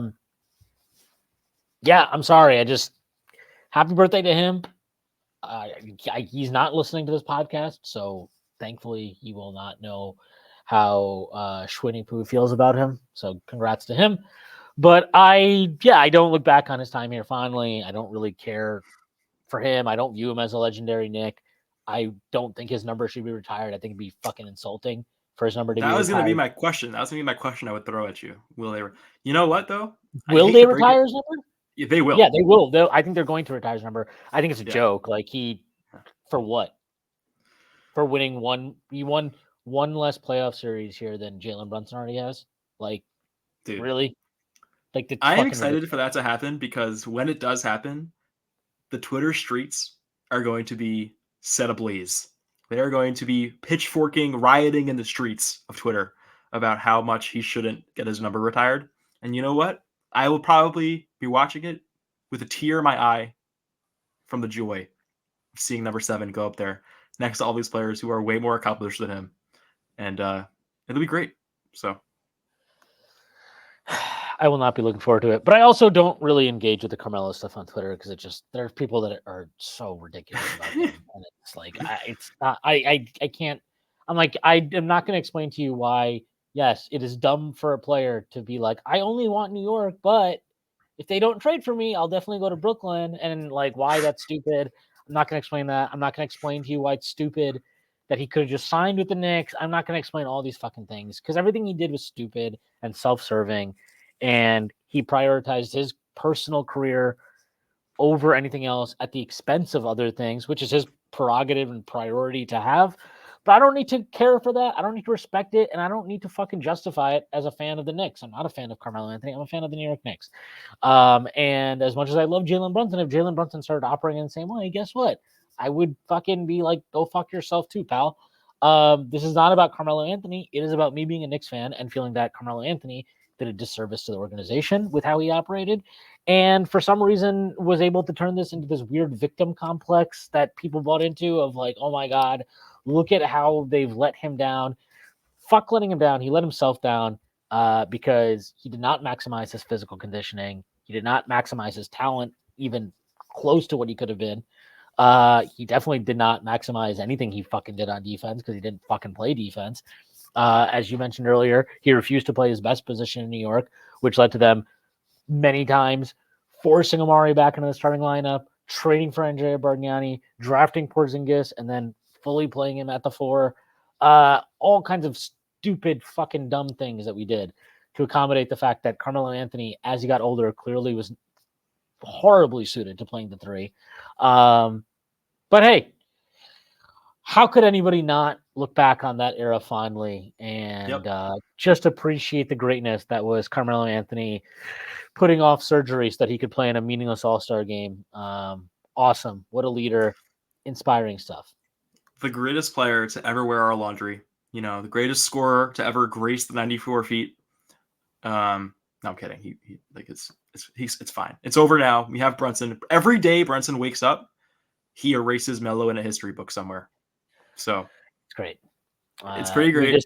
We just really need to get to a conference final so that we can really fully turn the page. But we will not get the chance to do that this season, but we will get it done next season, I believe. All right. That's our profit. Any predictions for the rest of this? Who wins Game 5? Wolves and Mavs. Good question. I'm gonna go with Dallas. I'm just gonna say Luka like fucking doesn't put up with the shit, and Luka gives us one classic and just puts him to bed. All right, I'm gonna go with the Timberwolves. I think Dallas has been running very, very hot in close games for the last 2 series. I think it's inevitable that they will lose a couple of close games because that's generally how this stuff works. And that's as great as Luka and Kyrie are at closing and all that stuff that people like to say. They are really great at that stuff. It's not wrong to say it. But I look, the Wolves have been right there. They were right there for the first 3 games. They couldn't get across the line. They did get it done last night in what was a really entertaining game. And honestly, I would like this series to go longer because if it doesn't, then like we have a fucking 8-day break until the final. The finals don't start until June 8th or something, right? June 6th. Yeah, it's crazy. June 6th. So yeah, like it's just what there's fucking 31 days in May.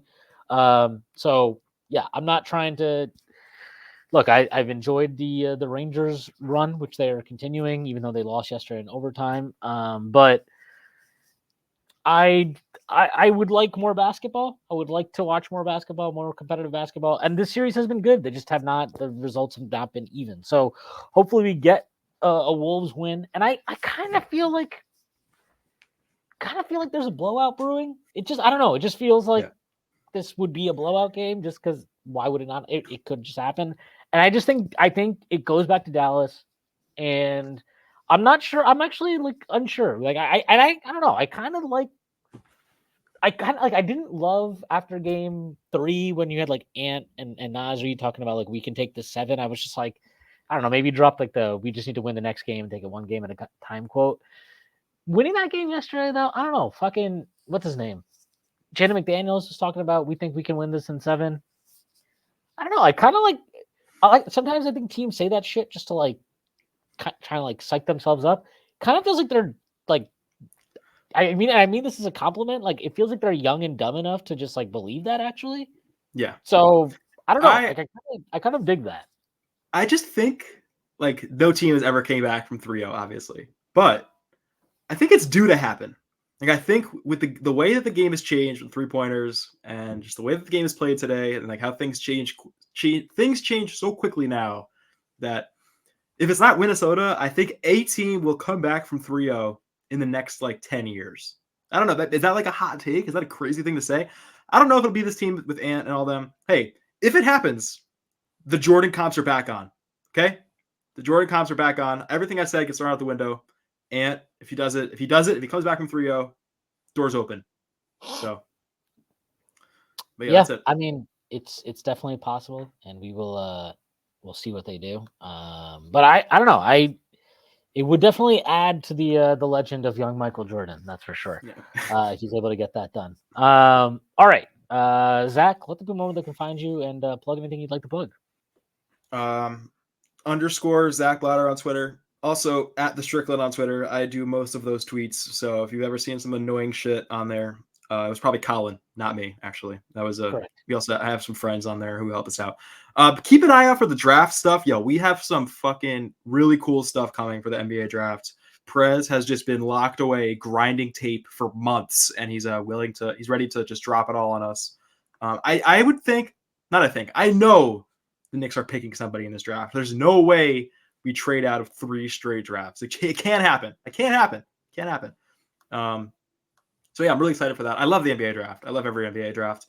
I think people who are saying this is a bad class are wrong. I think it's a good class. It just doesn't have like a Wemby or like a Cade or anything at the top. But I really like the guys like 20 through 60 in this draft. I think it's a deep class, and I'm excited for it. So follow me on Twitter. Follow the Strickland on Twitter. Follow Prez on Twitter. And yeah, that's it. Yes, I am looking forward to that because I don't do anything with the draft, so I need people to tell me what to do and what to think. So that's on Prez. Blame him if I have bad draft takes. It is always his fault. All right, I'm going to plug personally, so I'm just going to plug all the work at Strickland. Check out the piece that Miranda dropped yesterday. That was really, really good about Julius Randle, OG Anunoby, Tom Thibodeau, and a variety of other things. That's it. That's our show for today. I hope everybody has a great week. I will be dropping my final confirmed, finalized hater rankings on the Friday pod. So be on the lookout for that. Looking forward to it. Yes. All right. Again, that's our show for today. Hope everybody has a great week. Thank you to our sponsor, BetOnline, and I will see you on Friday.